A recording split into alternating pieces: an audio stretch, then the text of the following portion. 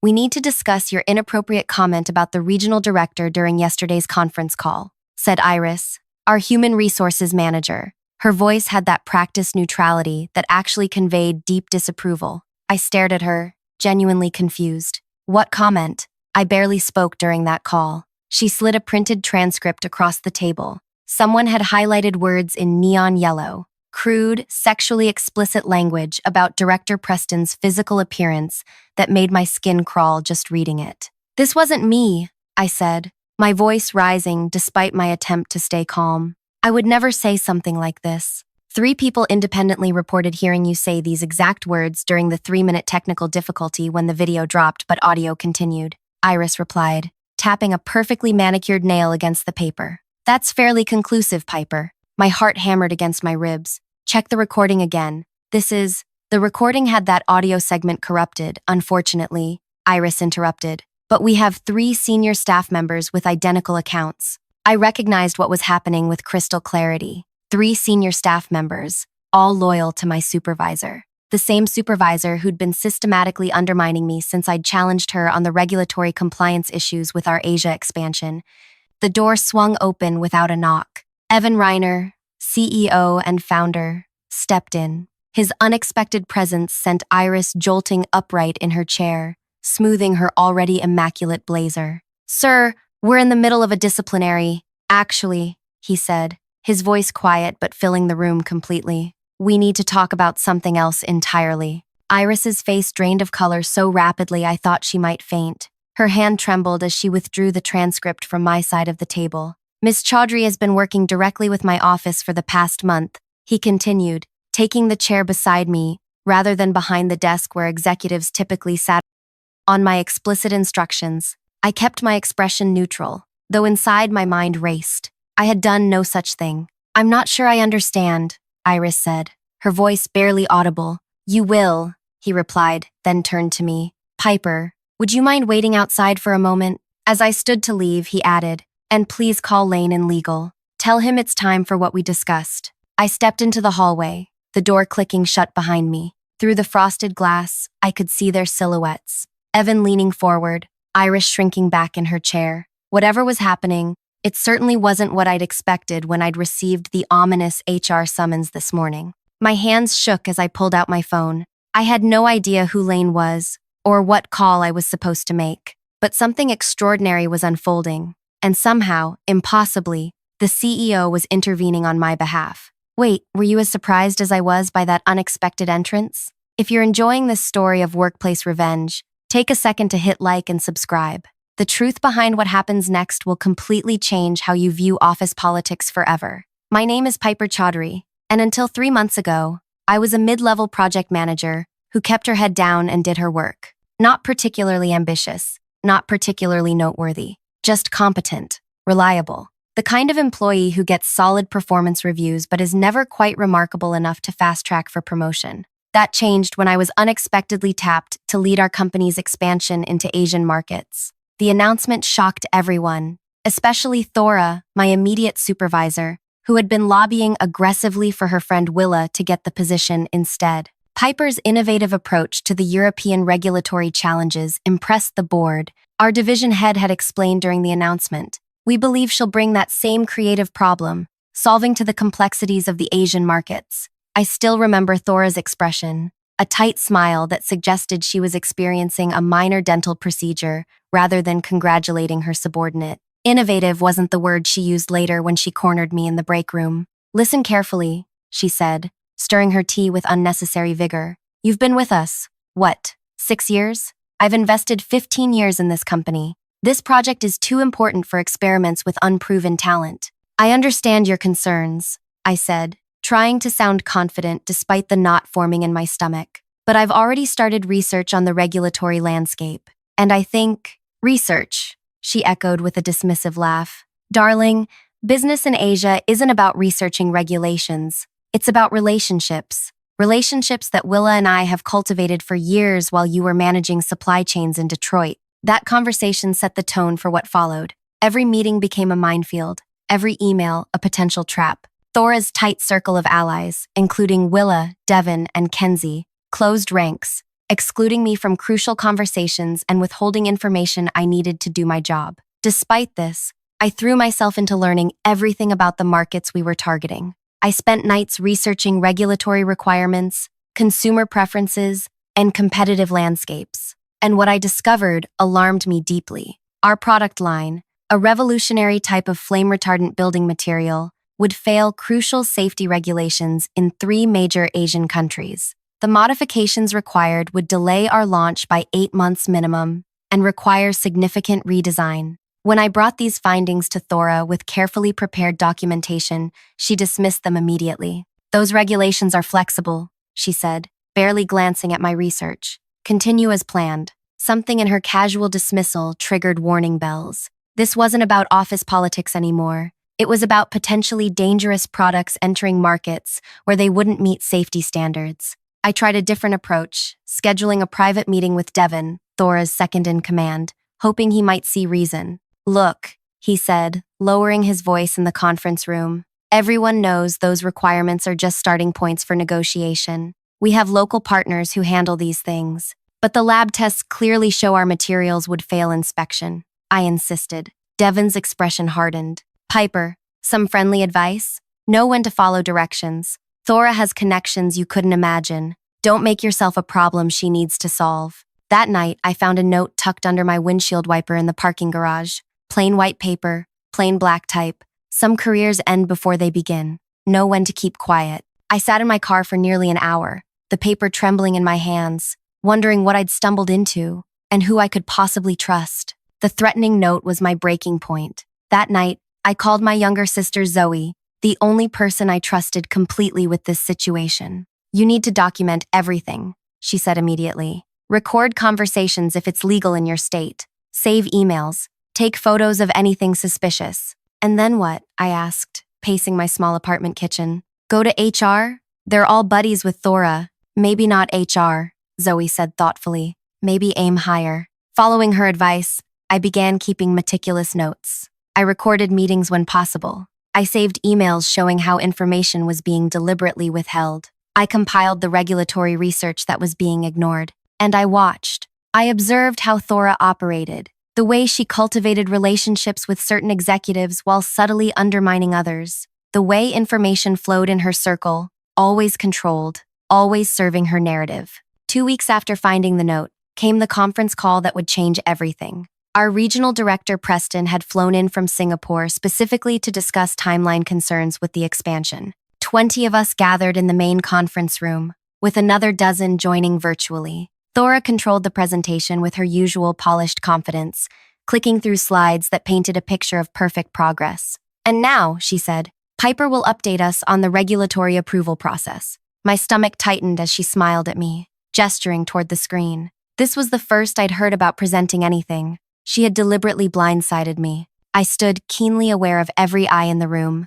"Thank you, Thora. While I haven't prepared formal slides, I can share that my research into regulatory requirements in our target markets has identified significant challenges we need to address before proceeding." Preston leaned forward, his brow furrowing. "What kind of challenges?" Before I could answer, the video feed cut out. The large screen went black, though the audio connection remained active. "Technical difficulties," Thora announced smoothly. "While it addresses this, let me respond to Preston's question. The regulatory landscape is indeed complex, but we've accounted for all requirements in our timeline. All compliance benchmarks are being met ahead of schedule." This was an outright lie. I opened my mouth to object when Preston's voice came through the speakers, specifically regarding the flame spread rating requirements in Taiwan, South Korea, and Japan. Are we meeting those standards with our current formulation? A heavy silence fell over the room. Even Thora hesitated. "I can answer that," I said clearly.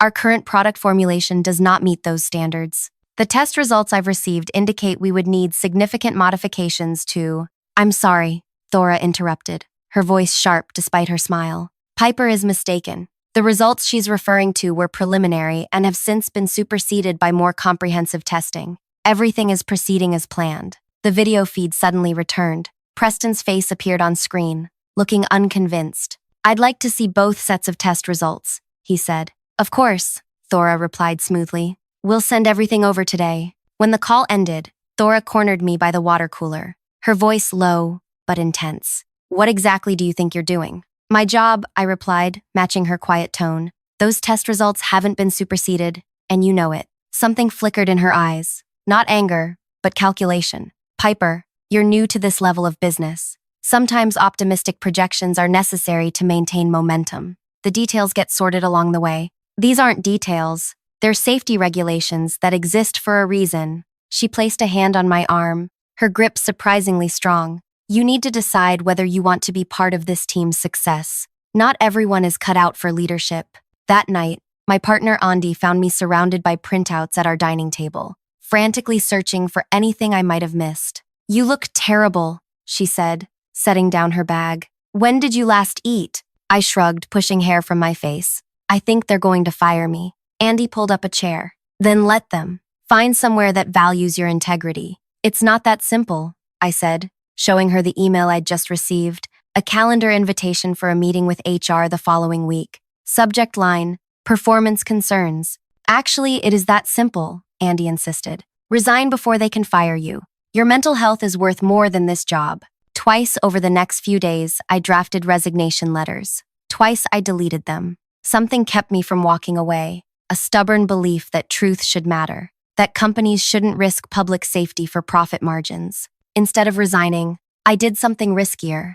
I began searching for what Thora and her team might be hiding. Under the guise of preparing market analysis, I requested access to product development files normally outside my purview. Most requests were denied, but enough were granted that I began piecing together a disturbing picture. 3 days before my HR meeting, I found it, hidden in a subfolder of budget projections, a spreadsheet that made my blood run cold. It wasn't just about ignoring regulations. They had actively designed a cheaper, non-compliant version of our product specifically for Asian markets. The spreadsheet included calculations of how many consumer complaints, injuries, and even potential deaths the company could absorb before regulatory action would trigger financial consequences exceeding the profit from cutting corners. Human lives reduced to cost-benefit analysis. I printed the file, then immediately deleted it from my downloads folder. That night, I didn't sleep. By morning, I had made my decision. The HR meeting arrived. As Iris slid the transcript of my supposed inappropriate comments across the table, I recognized the trap for what it was, Thora's insurance policy. If I became a problem, I'd be terminated for harassment, my credibility destroyed before I could expose anything. Then the CEO walked in, changing everything with his unexpected intervention. Now, standing in the hallway outside the HR office, I still had no idea what to do about his instruction to call someone named Lane. I scrolled through my contacts frantically, finding no one by that name. My phone buzzed with a text from an unknown number. Miss Chaudhary? This is Lane Perkins from Legal. The CEO asked me to contact you. Please meet me in conference room E immediately. When I arrived at the small conference room tucked away on the executive floor, a tall woman with close-cropped silver hair stood examining a stack of documents. Lane Perkins, she said, extending her hand. I understand you've uncovered something significant about our Asian market expansion. I'm sorry, but I'm confused, I admitted. I haven't spoken to the CEO about any of this. Lane smiled slightly. No, but someone else has. Someone who's been watching the situation unfold with great concern. The door opened, and in walked Melissa from accounting, a quiet woman I'd exchanged maybe 10 words with in 6 years. Sorry I'm late, she said, setting down a thick folder. I had to wait until Thora left for lunch to access the remaining files. I stared at her in bewilderment. You're involved in this? Melissa has been our internal auditor for compliance issues for 8 years, Lane explained. She reports directly to the board of directors, not to management. And I've been monitoring Thora's team since irregularities appeared in the safety testing budget 3 months ago, Melissa added. When you were appointed to lead the expansion, I hoped you'd notice what was happening. But why not stop them sooner? I asked. Lane's expression hardened. Evidence. We needed irrefutable proof of intentional wrongdoing, not just negligence. When you found that risk assessment spreadsheet, it was the final piece we needed. My mind reeled. How did you know I found it? We've been monitoring all access to those files, Melissa said simply. When you opened that document at 11:42 p.m. and spent 18 minutes on it before printing, we knew you'd found it. Lane handed me a document. This is a whistleblower protection agreement. By signing, you'll receive immunity from any potential liability, plus a guarantee of continued employment with the company, regardless of the outcome of our investigation. As I scanned the document, a terrible thought struck me. Thora has allies throughout the company. Even with this protection, my work life will become impossible. Perhaps, Lane acknowledged. Or perhaps not. The board has authorized a complete restructuring of the product development division, pending the results of our investigation. I signed the agreement, my signature shaky but determined. What happens now? I asked. Lane checked her watch. Right now, Thora is being informed that her team's presentation to the board this afternoon has been moved up by 30 minutes. She won't have time to properly prepare, and I assume I'll be called in to contradict her claims? Melissa and Lane exchanged glances. Actually, Lane said, we had something different in mind, something that will leave no room for denial or escape. As she outlined their plan, a mixture of dread and vindication washed over me. The trap had been meticulously designed, but not for me as I'd feared. For Thora, the question was, would it work, or would her network of influence once again shield her from consequences? 3 hours later, I stood in the back of the boardroom, watching Thora confidently stride to the podium, unaware that everything was about to change. Thora glided to the front of the boardroom with the easy confidence of someone who'd navigated corporate politics for 15 years. Her cream suit was impeccable, her presentation materials arranged with military precision on the gleaming table. Thank you all for accommodating the schedule change, she said, smiling at the 12 board members seated around the massive table. I know everyone's time is valuable. From my position against the back wall, I watched as she connected her laptop to the projector with practiced ease. I felt almost sorry for her. Almost. Before we begin, interrupted Graham, the board chairman, I'd like to note some additional attendees joining us today. Thora's smile flickered briefly as she noticed the 3 unfamiliar faces at the far end of the table. Allow me to introduce Mr. Tanaka from the Japanese Regulatory Commission, Ms. Chen from Taiwan's Building Materials Safety Board, and Mr. Park from South Korea's Consumer Protection Agency, Graham continued. They've taken time from their busy schedules to discuss our Asian market entry strategy. The color drained from Thora's face so gradually that only someone watching for it would notice. But she recovered quickly, nodding respectfully toward the regulators. What a wonderful surprise, she said, her voice steady despite the slight tremor in her hands. Their insights will be invaluable as we discuss our fully compliant product line.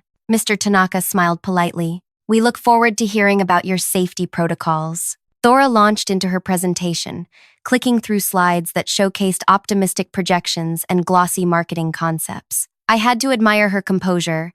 Even knowing what we knew, she projected absolute certainty. As you can see, she said, gesturing to a graph of ascending revenue lines, our projections indicate a 30% market penetration within 18 months, with minimal adaptation costs. Excuse me, miss, Chen interrupted, adjusting her glasses. These projections assume immediate regulatory approval in all target markets. What's your timeline for completing the required safety certifications? A bead of sweat formed at Thora's temple. We anticipate expedited approvals based on our existing certifications in North American markets. Interesting, Mr. Park commented. Considering the significant differences between North American and Asian flame retardant standards, the room temperature seemed to drop 10 degrees. Thora's gaze flicked to Devon and Willa, seated in the front row, then back to her slides. Perhaps I should skip ahead to our compliance strategy, she said, clicking forward several slides. As you can see, we've developed a comprehensive approach to meeting all regulatory requirements. Lane Perkins rose from her seat at the side of the room. Before you continue, I believe we should address some discrepancies in the materials presented today. Evan, the CEO, nodded. Please proceed, Lane. She walked to the front, tablet in hand. With your permission, I'd like to display some additional documents relevant to this discussion. When Thora hesitated, Evan spoke again. Please connect Miss Perkins' device, Thora. The atmosphere in the room shifted as Lane's screen replaced Thora's presentation. The first document displayed was the risk assessment spreadsheet I'd discovered, the one calculating acceptable consumer incidence against profit margins. This document, Lane explained calmly, details a deliberate strategy to circumvent safety regulations in Asian markets by using non-compliant materials while calculating the financial impact of potential injuries and fatalities. Mr. Tanaka leaned forward, his expression darkening as he studied the figures. There must be some mistake, Thora said quickly. I've never seen this document before. Lane swiped to the next screen. An email chain with Thora's name clearly visible in the sender field, discussing how to manage test results that didn't meet requirements. This can't be authentic, Thora insisted, her voice rising slightly. Someone has clearly manipulated these emails. The metadata and server logs confirm their authenticity, Lane replied, as do the sworn statements from 3 members of your team who have come forward in exchange for immunity. At this, Thora's head snapped toward Devon and Willa. Devon stared at the table, refusing to meet her eyes. Willa looked back defiantly, and I suddenly understood who had blown the whistle first. Additionally, Lane continued, displaying a new document, we have confirmation that the inappropriate comments attributed to Piper Chaudhry were fabricated as part of an effort to discredit her after she raised safety concerns. All eyes turned to me briefly. I kept my expression neutral, though my heart pounded so loudly I was certain everyone could hear it. For the next 40 minutes, Lane methodically presented evidence of systematic fraud, willful negligence, and attempted cover-up. Emails, meeting recordings, budget manipulations, all pointing to Thora and her inner circle. Throughout it all, Thora attempted various defenses: denial, claims of misunderstanding, suggestions that she was being set up by competitors. With each new piece of evidence, her protests grew weaker. When Lane finished, Graham broke the heavy silence.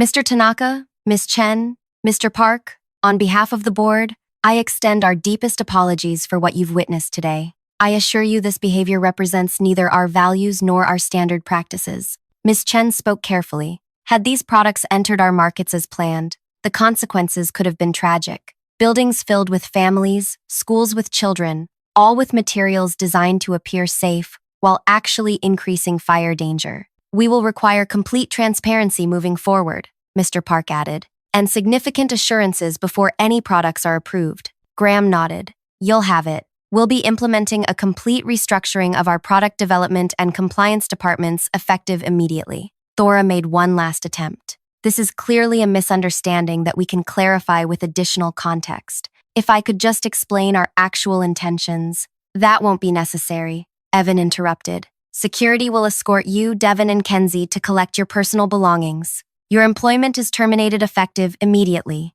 The silence that followed felt like a physical weight. Then came the most unexpected moment of all. Willa stood up. I'd like to make a statement. I participated in these actions under pressure and threat of career sabotage. While that doesn't excuse my behavior, I want to acknowledge that Piper Chaudhry tried repeatedly to address these safety issues through proper channels and was systematically blocked and undermined. All eyes turned to me again. Graham cleared his throat. Miss Chaudhry, would you come forward, please? Walking to the front of that room, past Thora's burning glare, was the longest 30 feet of my life. My legs felt like they might give way with each step. In light of what we've learned, Graham said, the board would like to offer you the position of Vice President of International Compliance and Product Safety, a new role reporting directly to the board. Your integrity in this situation has been noted and valued. The rest of the meeting passed in a blur. Security arrived to escort Thora, Devon, and Kenzie out. The regulatory officials had private conversations with board members. People shook my hand and patted my shoulder. 2 hours later, I found myself alone in the conference room, still trying to process everything that had happened. The door opened, and Lane stepped in. Quite a day, she said, sitting across from me. Did you know the board would offer me that position? I asked. She shook her head. That was their decision. A good one, I think. What happens now? To Thora and the others? Beyond termination? Lane considered. The board has authorized me to cooperate with regulatory authorities in all 3 countries if they pursue civil penalties. And given the evidence of fraud and the potential harm to consumers, criminal charges are possible. I exhaled slowly. It's hard to believe it's over. Almost over, Lane corrected. There's still the matter of rebuilding the department and establishing proper compliance protocols. That's where you come in. 3 weeks later, I was settling into my new office when my assistant announced an unexpected visitor. Thora. 5 minutes, I told him. No longer. She entered looking nothing like the polished executive I'd known. Her hair was pulled back carelessly, her clothes rumpled as if she'd been sleeping in them. They're investigating me for criminal negligence, she said without preamble. My reputation is destroyed. 15 years of work, gone. I said nothing, waiting. You could speak for me, she continued, a note of desperation entering her voice. Tell them I was just aggressive about deadlines, not deliberately ignoring safety. That would be a lie, I replied calmly. The spreadsheet calculating acceptable casualties made your intentions clear. That was Devon's work, not mine. Under your direction, with your approval. She slumped into the chair across from my desk. What do you want? Money? A public apology? I don't want anything from you, Thora. The truth came out. That's enough. You've ruined me, she whispered. I leaned forward. No. You ruined yourself the moment you decided profit margins were worth more than human lives. After she left, I opened my desk drawer and pulled out the note that had been left on my windshield months ago. Know when to keep quiet. I took a photo of it next to my new office nameplate and texted it to Zoe with the caption, "Sometimes knowing when to speak up matters more." 6 months later, our new, fully compliant building materials began entering Asian markets with the highest safety ratings in the industry. The additional research and development had cost millions, but as Evan noted during the launch celebration, integrity isn't expensive, it's priceless. The regulatory officials who had witnessed Thora's downfall became our strongest advocates, helping navigate approval processes that our competitors found challenging. In my new role, I established anonymous reporting channels for safety concerns and implemented protection protocols for whistleblowers. Every quarter, I personally reviewed compliance reports with an independent auditor. On the anniversary of that fateful board meeting, I received an email from an address I didn't recognize. It contained just one line. "You were right. I was wrong. I'm sorry." No signature was needed. I knew who it was from. That evening, Andi and I celebrated with a quiet dinner at home. As we raised glasses to mark the occasion, she asked, "Was it worth it? All the stress and uncertainty?" I thought about the products now keeping families safe, the company culture that had transformed, and the young employees who now felt empowered to raise concerns without fear. "Every moment," I replied. "Some fights are worth having, even when you're not sure you'll win." I later learned that Thora had eventually found work at a small consulting firm. Her influence and reputation permanently diminished. Devon had left the industry entirely. Willa, who had cooperated with investigators, was working in quality assurance at a competitor, her experience a cautionary tale she shared openly. As for me, I discovered that doing the right thing isn't always easy, but living with yourself afterward is much simpler when you've followed your conscience. If you've ever stood up against wrongdoing or wondered if you should, I'd love to hear your story in the comments. Sometimes knowing you're not alone in facing difficult ethical choices makes all the difference. Like this video if it resonated with you, and subscribe for more stories about courage in unexpected places. Remember, in the battle between profit and principle, your voice matters more than you know.